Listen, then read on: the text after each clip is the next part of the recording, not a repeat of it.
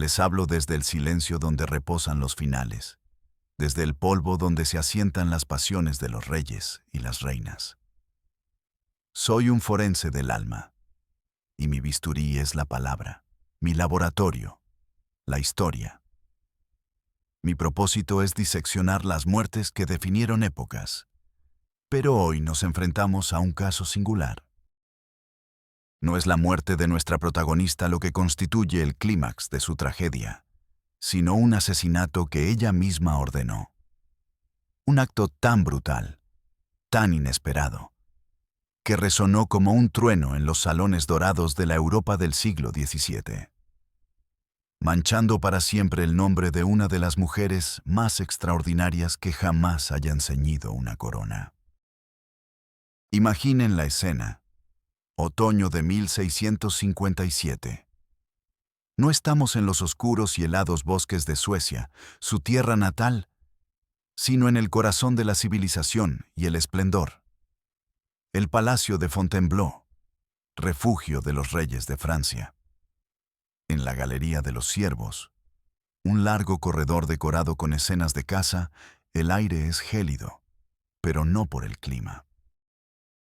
Una mujer, vestida con la sobriedad masculina que ha adoptado como su uniforme, observa con una calma aterradora. Ya no es reina reinante, ha abdicado a su trono, ha cambiado su fe, es una errante en las cortes de Europa.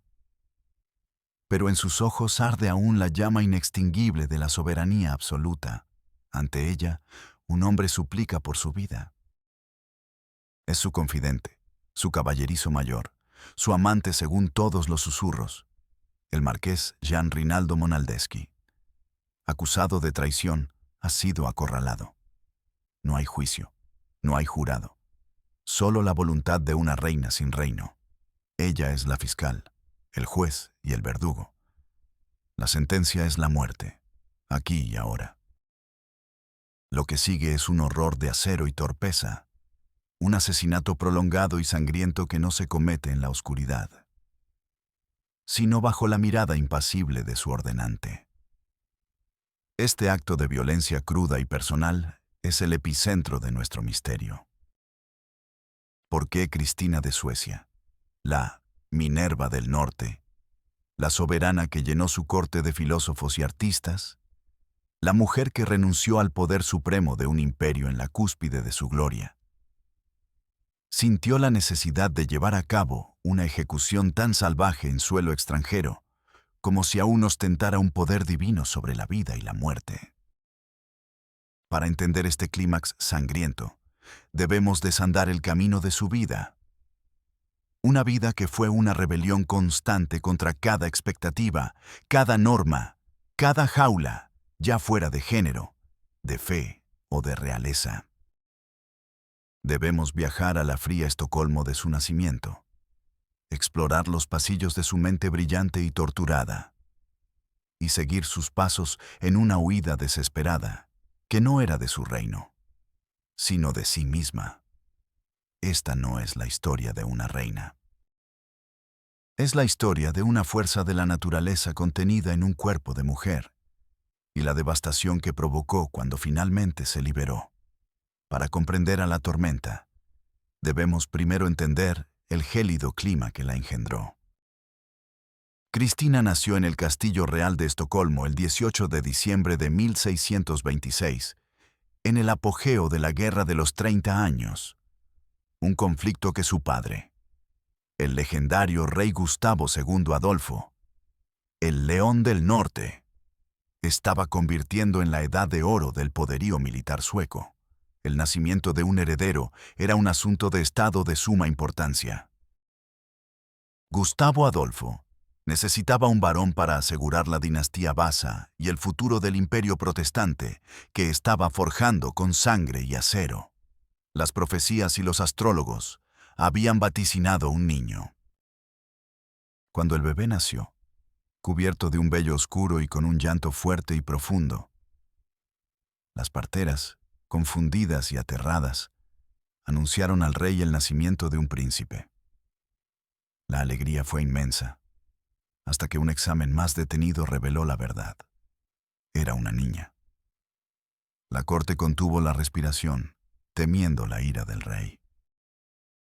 Pero Gustavo Adolfo, en un gesto que marcaría el destino de su hija, la tomó en brazos y proclamó: «Será tan inteligente como un hombre. Nos ha engañado a todos, y estoy seguro de que sabrá engañar a nuestros enemigos». Fue su primera y última bendición. Su madre, la reina María Leonor de Brandeburgo, una mujer de temperamento volátil y nervios frágiles, nunca la perdonó. Horrorizada por la apariencia masculina de su hija, la rechazó, sumiéndose en una espiral de histeria y decepción. La infancia de Cristina no estuvo marcada por el calor de un regazo materno, sino por el frío cálculo de la razón de Estado. A los 6 años, la tragedia golpeó. Gustavo Adolfo, el héroe protestante, cayó en la batalla de Lützen. Su muerte sumió al reino en el luto y a la reina viuda en una demencia macabra. María Leonor insistió en que el corazón embalsamado de su marido permaneciera en un cofre de oro sobre su cama, y se negó a permitir que su cuerpo fuera enterrado durante más de un año. Mantuvo a la pequeña Cristina en aposentos oscuros, con las ventanas cubiertas de paños negros, en una atmósfera de dolor sofocante. Fue el canciller del reino, el formidable Axel Oxenstierna, quien rescató a la niña de esa prisión emocional. Un estadista brillante y austero, Oxenstierna se convirtió en el regente y en la figura paterna sustituta de Cristina. Siguiendo las precisas instrucciones que el difunto rey había dejado, se aseguró de que Cristina recibiera una educación que no era de princesa, sino de príncipe.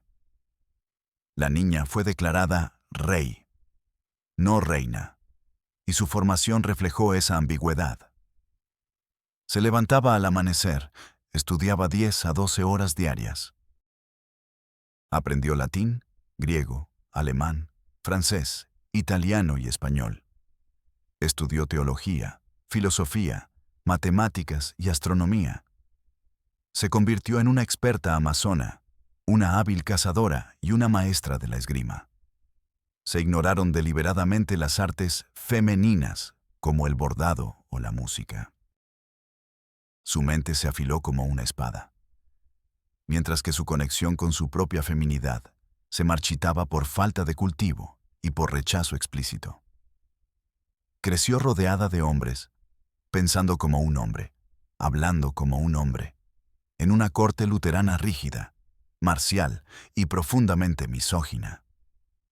Era un prodigio, un experimento, un enigma viviente.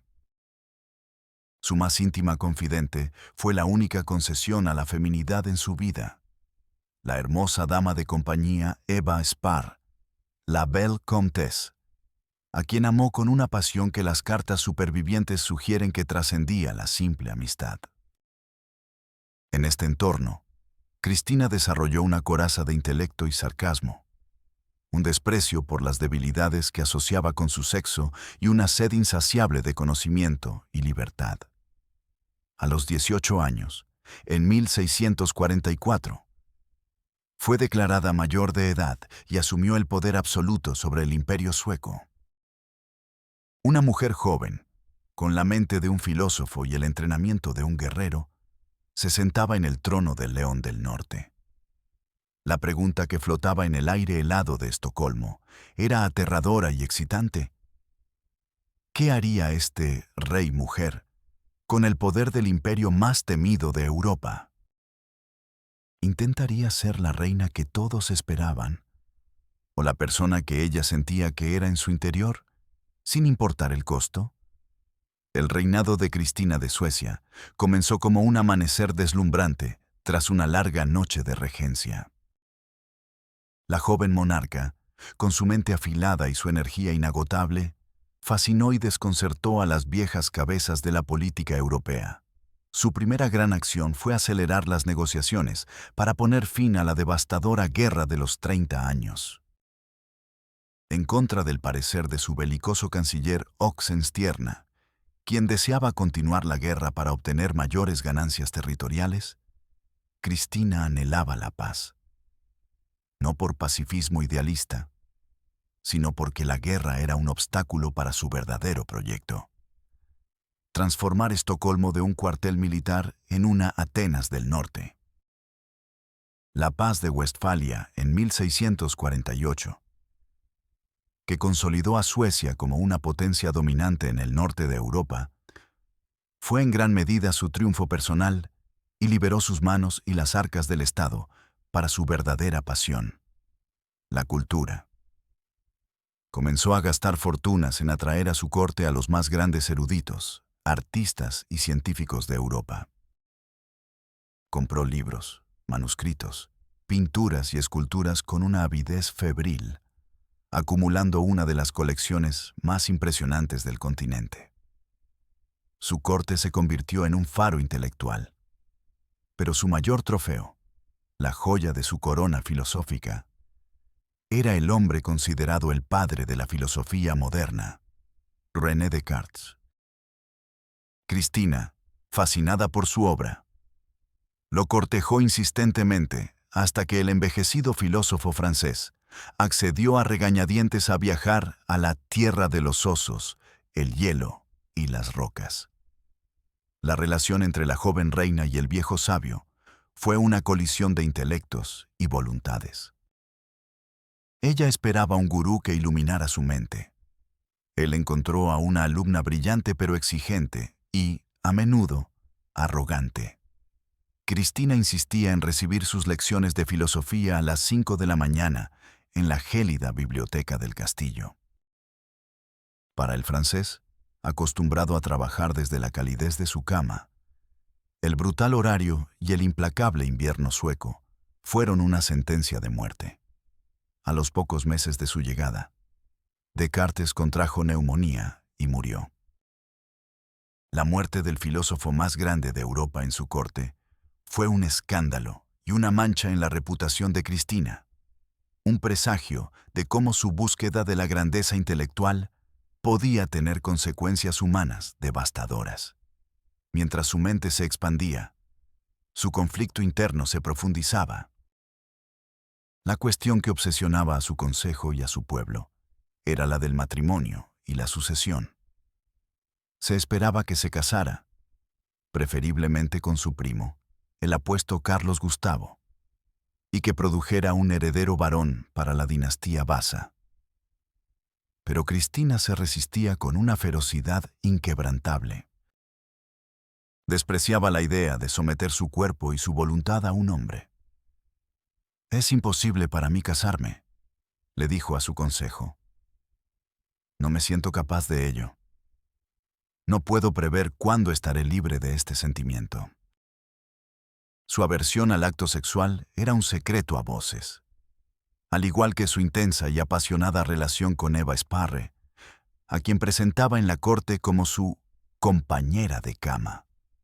Esta negativa a cumplir con su deber dinástico fundamental era más que un capricho personal, era un acto de traición al Estado. La corona, que para otros era el premio supremo, para ella se estaba convirtiendo en una jaula insoportable. Era una prisión de deberes que odiaba, de expectativas que despreciaba y de un futuro que no deseaba. En su mente inquieta y herética, comenzó a gestarse una idea radical, una solución impensable para un monarca del siglo XVII: la abdicación.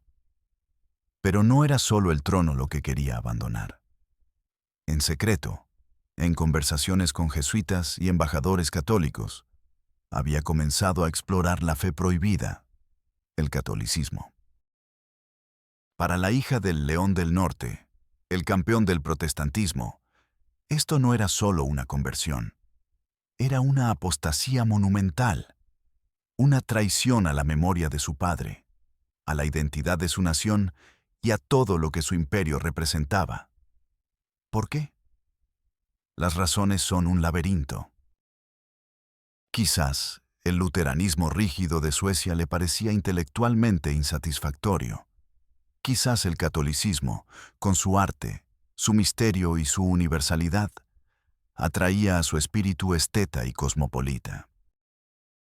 O quizás, en un nivel más profundo, era el acto de rebelión definitivo.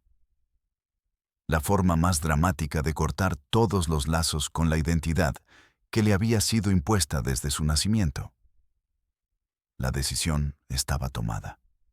En 1651, anunció su intención de abdicar a un consejo horrorizado.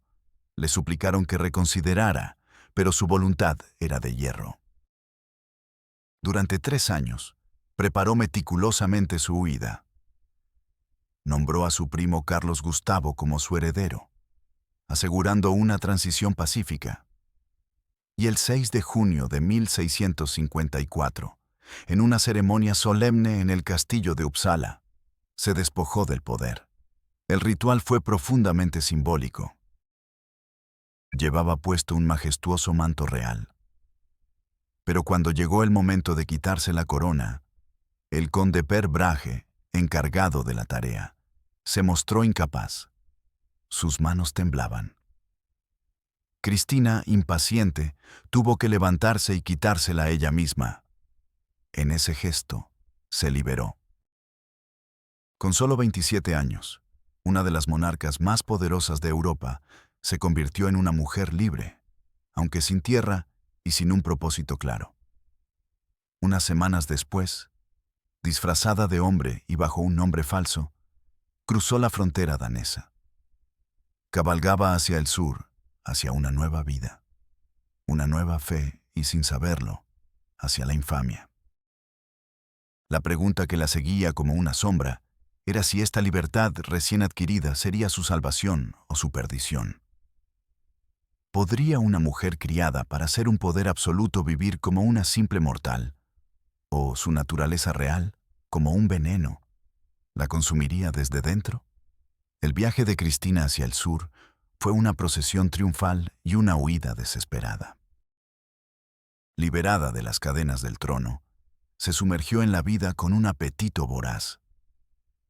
Viajó a través de los Países Bajos, instalándose temporalmente en Amberes y Bruselas, donde continuó su vida de mecenazgo y estudio.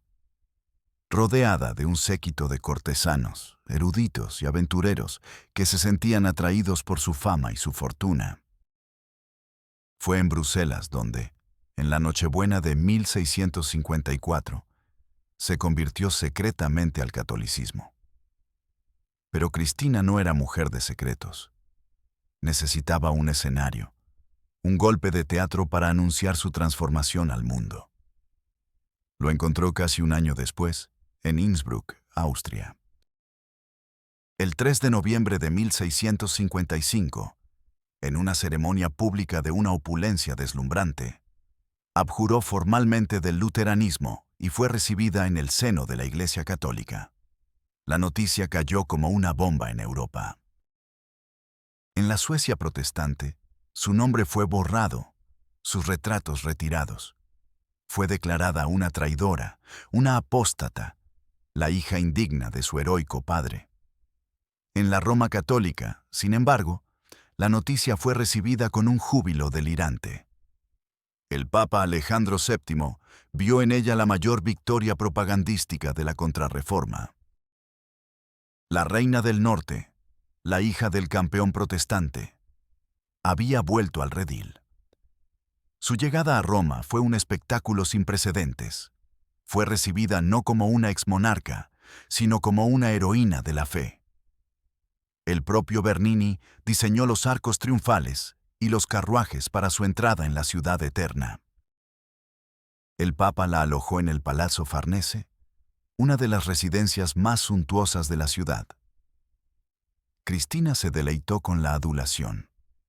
Se sumergió en la vida intelectual y artística de Roma, fundando academias, patrocinando a artistas como Bernini y músicos como Corelli y Scarlatti, y convirtiendo su palacio en el centro de la vida cultural romana. Pero pronto, la realidad comenzó a imponerse. El dinero de su abdicación, que parecía inagotable, comenzó a menguar. sus modales bruscos, su vestimenta masculina y su lengua afilada, que en Suecia se toleraban como excentricidades de una soberana, en la sofisticada y chismosa sociedad romana, la convirtieron en una figura extraña y a menudo ridícula. Y lo más importante, se dio cuenta de que, a pesar de toda la pompa, carecía de poder real. Era una celebridad, un símbolo, pero no una soberana. Era una reina de salón, y eso no era suficiente para una mujer que había gobernado un imperio. Su frustración la llevó a buscar un nuevo trono.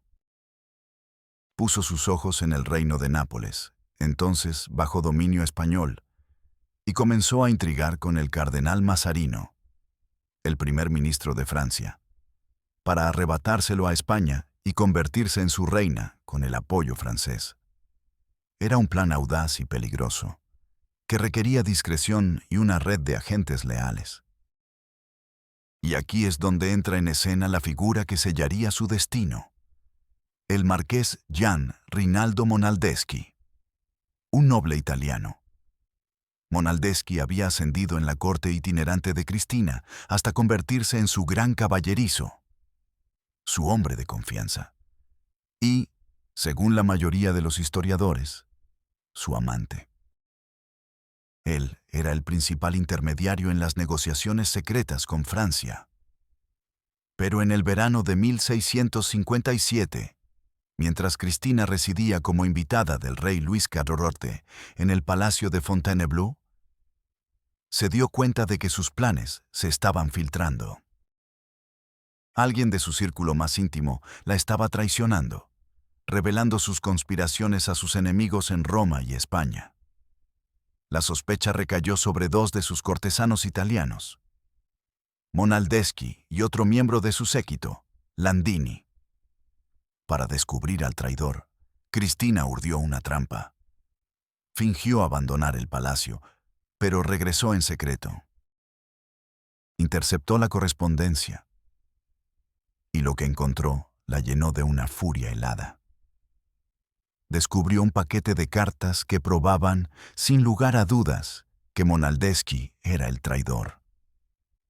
No solo había revelado sus planes políticos, sino que en las cartas se burlaba de ella, ridiculizando su apariencia, su comportamiento y, presumiblemente, sus afectos. Fue una doble traición, política y profundamente personal. Para Cristina, esto no era un simple delito. Era un crimen de lesa majestad, un ataque a su honor y a su autoridad soberana, una autoridad que, en su mente, nunca había abdicado. El 10 de noviembre de 1657, convocó a Monaldeschi a la Galería de los Siervos. Lo que sigue es uno de los episodios más escalofriantes de la historia de la realeza. Cuando el marqués entró, se encontró a Cristina, flanqueada por 3 de sus guardaespaldas y un sacerdote, el padre Lebel. Con una calma mortal, Cristina le presentó las cartas. El rostro de Monaldeschi se descompuso. Se arrojó a sus pies, suplicando, llorando, confesando su culpa pero implorando perdón. Durante más de una hora, la arrastró por la galería, aferrándose a su vestido, mientras ella permanecía impasible como una estatua de mármol. Finalmente, se volvió hacia el sacerdote. «Padre», dijo con voz firme, «prepare a este hombre para la muerte». El pánico se apoderó de Monaldeschi. Suplicó, intentó culpar a otros, pero la decisión de Cristina era irrevocable. Los guardaespaldas desenvainaron sus espadas. El sacerdote, horrorizado, intentó interceder, pero Cristina lo silenció. «No tengo un tribunal para juzgar a un traidor», declaró. «Pero tengo el derecho a ejecutar justicia sobre mis propios sirvientes. Él ha sido juzgado y condenado por su propia traición». La ejecución fue un espantoso desastre.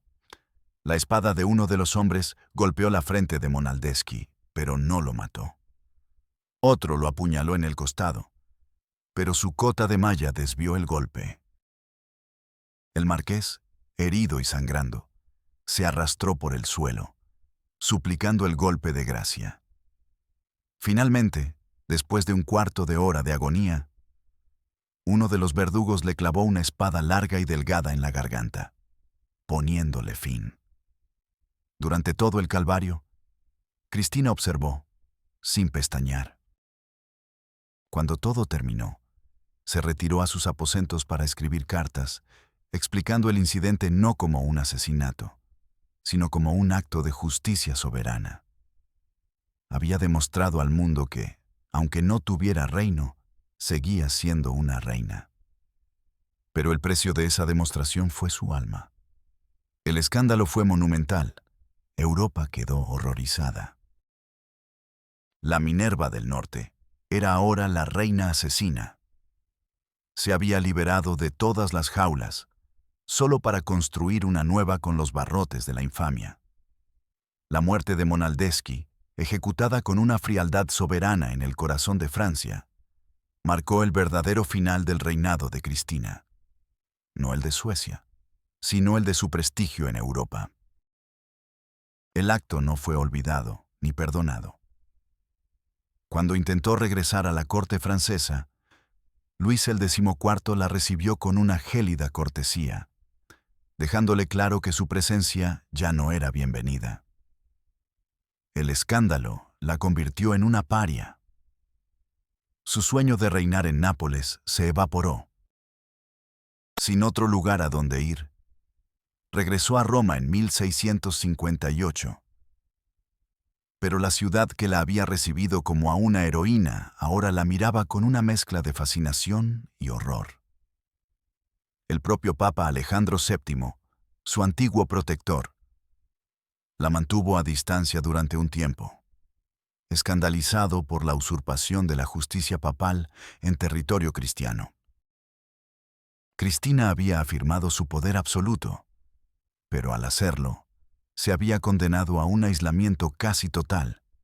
Sus últimos 30 años de vida, pasados casi exclusivamente en el Palazzo Riario de Roma, hoy Palazzo Corsini, fueron una larga y melancólica coda a una vida de estruendo y furia.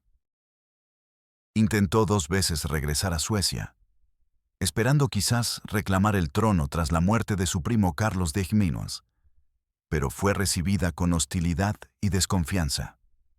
Le exigieron que abandonara a los pocos sacerdotes católicos de su séquito. Y se negó. Regresó a Roma, aceptando finalmente que su pasado estaba cerrado para siempre. Se resignó a ser lo que el destino le había deparado. Una reina en el exilio. Una soberana de un reino cultural que ella misma construyó dentro de las murallas de su palacio. Reanudó su vida de mecenazgo con una pasión renovada. Su hogar se convirtió una vez más en el epicentro de la vida intelectual y artística de Roma. Fundó la Academia de la Arcadia, una sociedad literaria que tendría una influencia duradera en la poesía italiana. Protegió a músicos, financió óperas, coleccionó arte, se interesó por la alquimia y continuó su correspondencia con los grandes pensadores de su tiempo. Se convirtió en una defensora acérrima de la tolerancia, llegando a ofrecer refugio en su propio palacio a judíos perseguidos del gueto romano, y publicando un edicto condenando la persecución de los hugonotes en Francia tras la revocación del Edicto de Nantes. Una postura valiente que la enfrentó de nuevo con Luis el XIV. Su relación más importante en estos años fue con el cardenal Decio Azzolino, un hombre brillante, diplomático y culto. Se convirtieron en confidentes inseparables. Su correspondencia, aunque en gran parte destruida por él mismo tras la muerte de ella, revela una profunda intimidad intelectual y emocional. Él se convirtió en su gestor financiero, su consejero político y, muy posiblemente, en el gran amor platónico de su vida. Fue una relación que la ancló, que le dio un propósito y una estabilidad que nunca antes había conocido. A pesar de su reputación, logró recuperar cierto grado de respeto en Roma, convirtiéndose en una de las figuras más influyentes de la ciudad. Una matriarca de la cultura cuya opinión era temida y buscada. Pero el tiempo, el único soberano al que nadie puede escapar, comenzó a pasarle factura. Su estilo de vida enérgico se vio mermado por problemas de salud crecientes. Durante años sufrió de erisipela, una dolorosa infección bacteriana de la piel, y de lo que hoy se diagnosticaría probablemente como diabetes. A principios de 1689, a la edad de 62 años, su salud se deterioró rápidamente. Una neumonía la dejó postrada en cama. Se recuperó brevemente, pero en abril, una combinación de la infección cutánea y problemas renales la llevó al borde de la muerte. Consciente de que su fin estaba cerca, afrontó la muerte con la misma mezcla de pragmatismo y control que había definido su vida. Puso sus asuntos en orden. Nombró al cardenal Azzolino como su único heredero, confiándole su vasta colección de arte y sus documentos personales, con la instrucción de quemar gran parte de su correspondencia íntima, un último acto de control sobre su propia narrativa. En sus últimos días, la mujer que había escandalizado a la cristiandad se aferró a los ritos de la fe que había elegido. Recibió la extrema unción del Papa Inocencio XI, quien, a pesar de sus frecuentes enfrentamientos con ella, la respetaba profundamente. La escena en su lecho de muerte es la última de sus paradojas.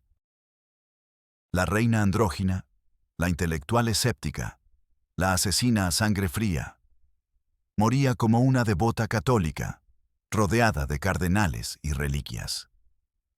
No hay registros de grandes discursos finales, ni de arrepentimiento por el asunto Monaldeschi. Su final parece haber sido sereno, una aceptación estoica de lo inevitable. En la madrugada del 19 de abril de 1689, la tormenta que había sido Cristina de Suecia finalmente se calmó. Su corazón, que había latido con una furia tan incontrolable, se detuvo. La reina errante había llegado al final de su viaje. Su alma, un campo de batalla de ambición, intelecto, pasión y violencia, finalmente estaba en paz. El cuerpo de una reina, incluso una en el exilio, es un asunto de Estado. Y el cuerpo de Cristina de Suecia, la conversa más famosa de su siglo, se convirtió en un poderoso símbolo para la Iglesia Católica. El Papa Inocencio XI, ignorando su condición de exmonarca y su reputación manchada, decretó que se le rindieran los honores de una soberana reinante. Su amigo y heredero, el cardenal Azzolino, supervisó los preparativos. El cuerpo fue embalsamado y luego expuesto durante 4 días en su palacio, el Palazzo Riario. La cara fue cubierta con una máscara de cera, una práctica común para ocultar los estragos de la enfermedad final, pero también un último velo sobre la mujer que siempre había ocultado su verdadero yo tras múltiples máscaras. Vestida con un suntuoso brocado blanco, con un manto de armiño, guantes, zapatos de oro y un facsímil de la corona sueca sobre su cabeza, yacía en un catafalco iluminado por cientos de velas, una imagen de piedad y realeza que contradecía la tumultuosa realidad de su vida. El funeral fue un acontecimiento de gran magnificencia. Una procesión solemne llevó su cuerpo a través de las calles de Roma hasta la Basílica de San Pedro.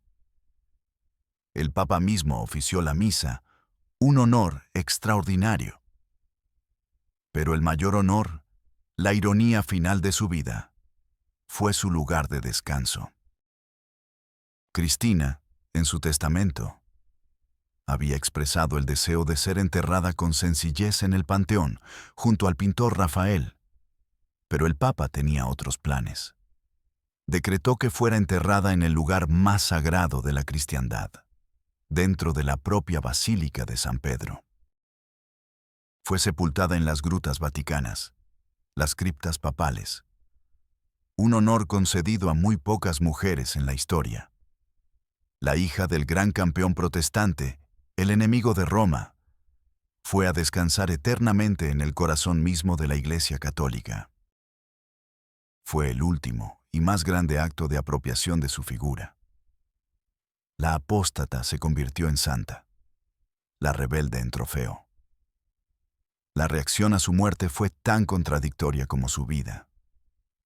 En Roma, fue llorada como una gran mecenas y una figura central de la vida cultural. El cardenal Azzolino, su heredero, quedó devastado, pero él mismo moriría solo 2 meses después, sumiendo el destino de la fabulosa colección de arte de Cristina en el caos. Con el tiempo, sus libros formarían el núcleo de la Biblioteca Vaticana y sus pinturas se dispersarían por las grandes galerías de Europa. En Suecia, la noticia de su muerte fue recibida con una indiferencia estudiada. El silencio oficial reservado para una traidora a la que era mejor olvidar. Para el resto de Europa, su muerte fue el final de una era, el apagarse de una de las personalidades más extravagantes y fascinantes de su tiempo. Pero el manejo de su cuerpo no terminó con su entierro. Más de un siglo después, en 1702, se erigió un gran monumento en su honor en la Basílica, encargado por otro papa, Clemente XI, consolidando su lugar en el panteón católico. Y en el siglo XX, su tumba fue abierta en 2 ocasiones. En 1943 y de nuevo en 1965, los científicos examinaron sus restos. Los estudios confirmaron lo que los retratos sugerían. Una estructura ósea robusta, de rasgos faciales marcados, confirmando la descripción de una mujer de apariencia viril. También se buscó evidencia de intersexualidad, una teoría recurrente para explicar su aversión al matrimonio y su identidad de género fluida. Pero los resultados no fueron concluyentes. El enigma de su cuerpo, como el de su alma, persistió. El cadáver de la reina, como su vida, se convirtió en un texto que cada época ha intentado leer e interpretar según sus propias obsesiones, ya fueran religiosas, políticas o científicas. Su muerte no cerró el libro, simplemente añadió el último y más silencioso capítulo a una historia que se negaba a ser resuelta. El legado de Cristina de Suecia es un tapiz tejido con hilos de luz y de sombras, una herencia tan compleja y contradictoria como la mujer misma. No se la recuerda como una gran gobernante. Su reinado fue breve, y su principal logro político, la paz de Westfalia, fue eclipsado por su decisión de abandonar el trono que la paz había asegurado. Su legado no reside en las leyes que promulgó o en las batallas que ganó, sino en la audacia de su rebelión personal. Se ha convertido en un icono para muchas causas, a menudo opuestas.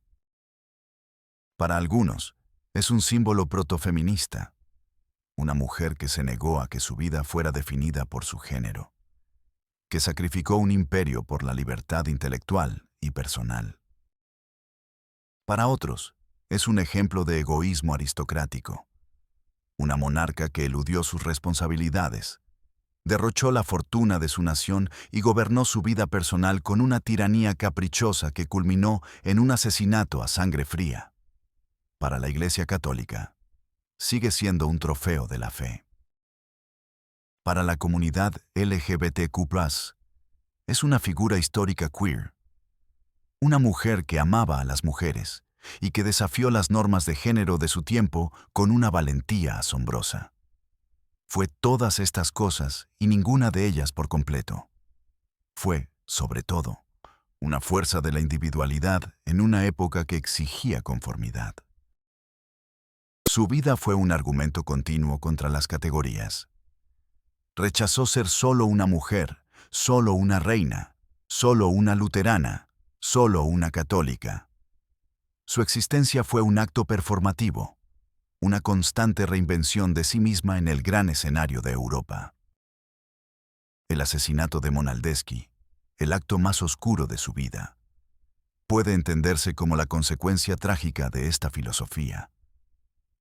Fue el acto de una mujer que se había despojado de todas las identidades externas, reina, sueca, luterana, pero que se aferraba desesperadamente a una esencia interior de soberanía que creía inalienable. En esa galería de Fontainebleau, no actuó como Cristina, la mujer, sino como la reina, una entidad abstracta con derecho a la vida y a la muerte. Fue la manifestación más terrible de su creencia en su propia excepcionalidad. Y así, mientras la losa de mármol sella su tumba en el corazón del Vaticano, nos quedamos con una pregunta que resuena a través de los siglos. Una pregunta que se cierne sobre cada vida que lucha por la autodefinición contra las presiones del mundo. Cristina abandonó la corona de un imperio para forjar una para su propia alma. Una corona de libertad, conocimiento y voluntad indomable. Pero esa corona autootorgada exigió un sacrificio de sangre para demostrar su poder. Y esto nos obliga a preguntar: ¿es posible alcanzar la libertad absoluta sin convertirse en un tirano para los demás? Al final, ¿es más grande la soberanía que se ejerce sobre un reino de millones? ¿O la que se conquista sobre el propio espíritu? Incluso si esa conquista exige mirar a los ojos de la oscuridad y reconocer en ellos nuestro propio reflejo.